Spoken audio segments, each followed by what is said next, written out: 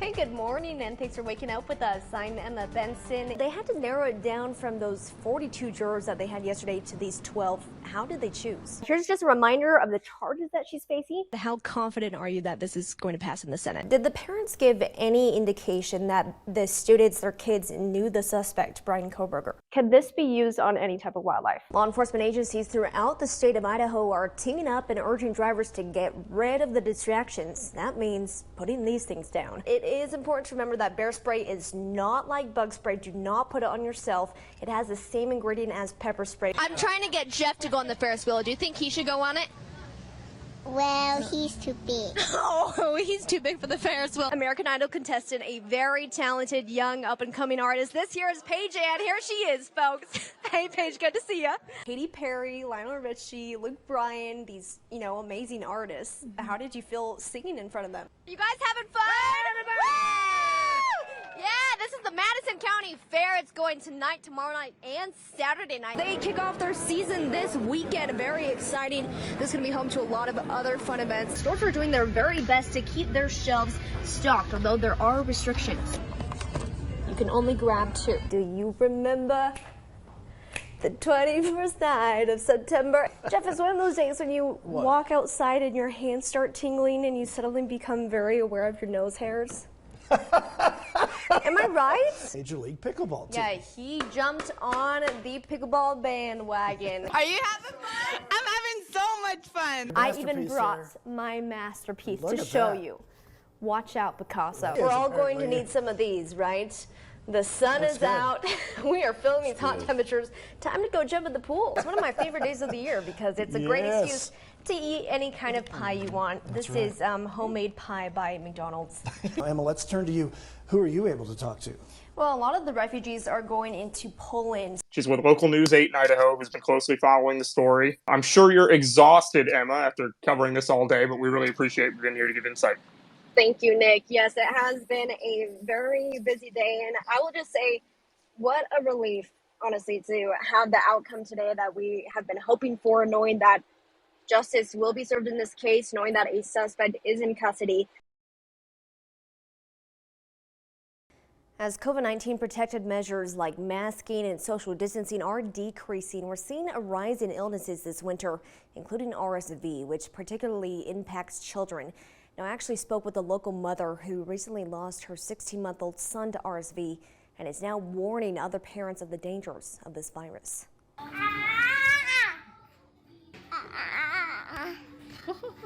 One-year-old Odie was a normal, healthy kid.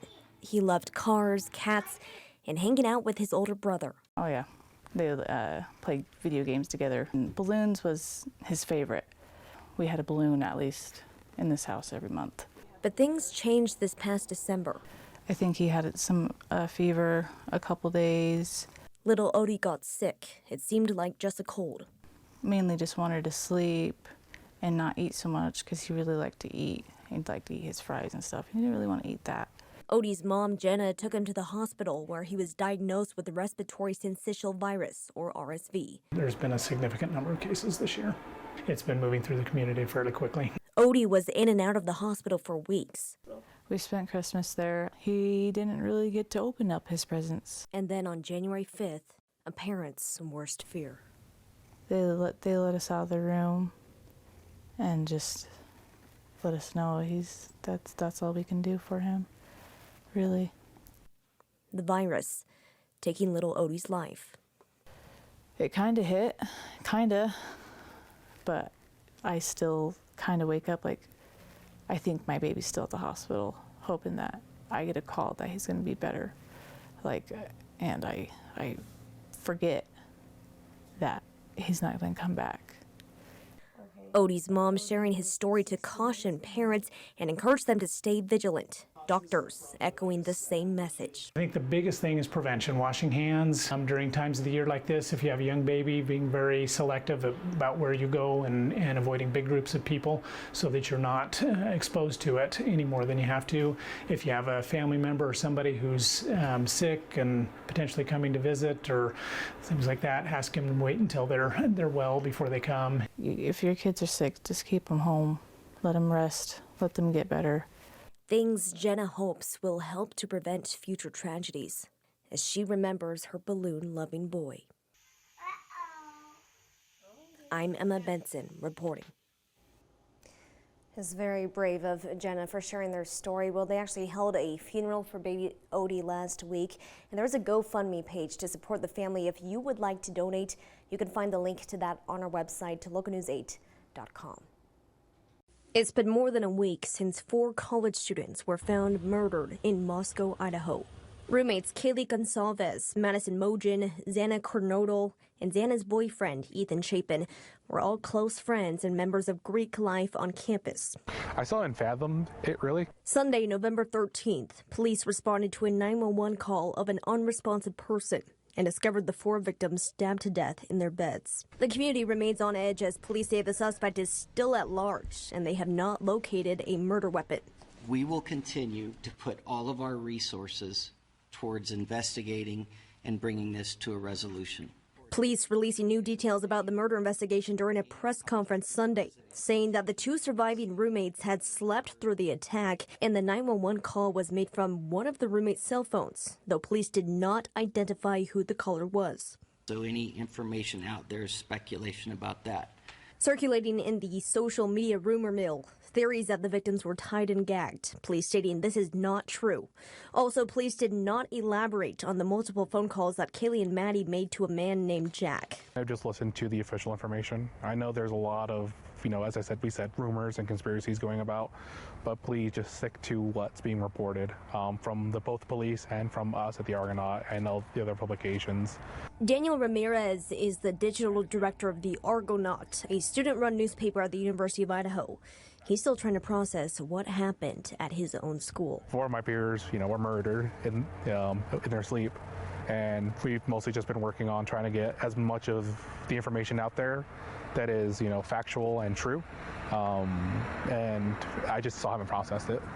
Meanwhile, communities across Idaho have been holding candlelight vigils, including this one in downtown Idaho Falls on Monday night. When you've walked the same walk that these victims walked that night, when you've gone to the same places they went to a million times, when you've literally stepped foot in the house that this happened, it's so surreal. Paying tribute to the victims while still yearning for answers.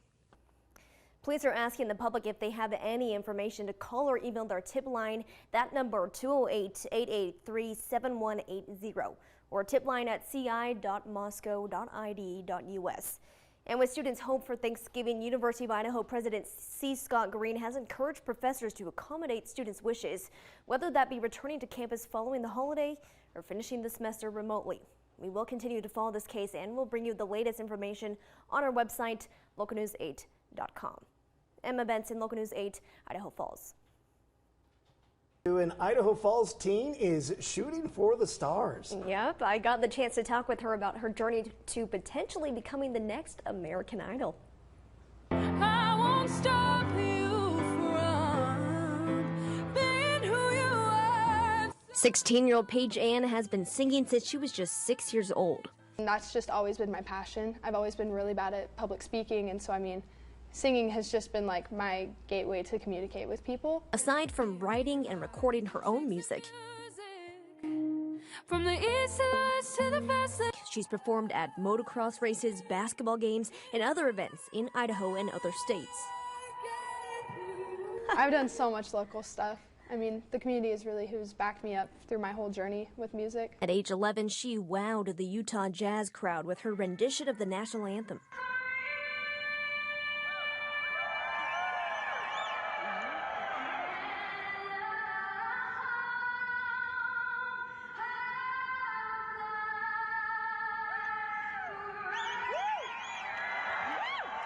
Now she's taking her talents to American Idol. It doesn't feel real. After a few virtual auditions, she was invited to Las Vegas to perform in front of the judges. Katy Perry, Lionel Richie, Luke Bryan, these, amazing artists. How did you feel singing in front of them? It was so cool, and an experience I'll never forget, even though I kind of forget it because I blacked out. With balancing a national singing competition and being a regular sophomore in high school, I had to take all my classes online. Online is so hard It's so hard, and I'm so bad at it. The singer-songwriter is hoping her efforts will pay off. This journey is going to be a journey of growth for me, and I'm very scared to be vulnerable on live television. I mean, that's going to be terrifying for me, but I'm really excited to see where this leads me. Her advice for others? Just keep working at what you love. Proof that a small-town girl can make her big dreams come true. And you got me like, Reporting in Idaho Falls, I'm Emma Benson. All right, yeah, go. All right, you can watch Paige Ann's audition at on American Idol. It's this Sunday, 7 p.m. You can watch it right here on Local News 8. Yeah, good luck to her. Such an incredibly talented young woman. Oh, absolutely. The Zone Sports Grill in Idaho Falls is also having a watch party. You don't want to miss this. The doors open at 5:30 on Sunday, and Paige Ann will be there performing live throughout the evening.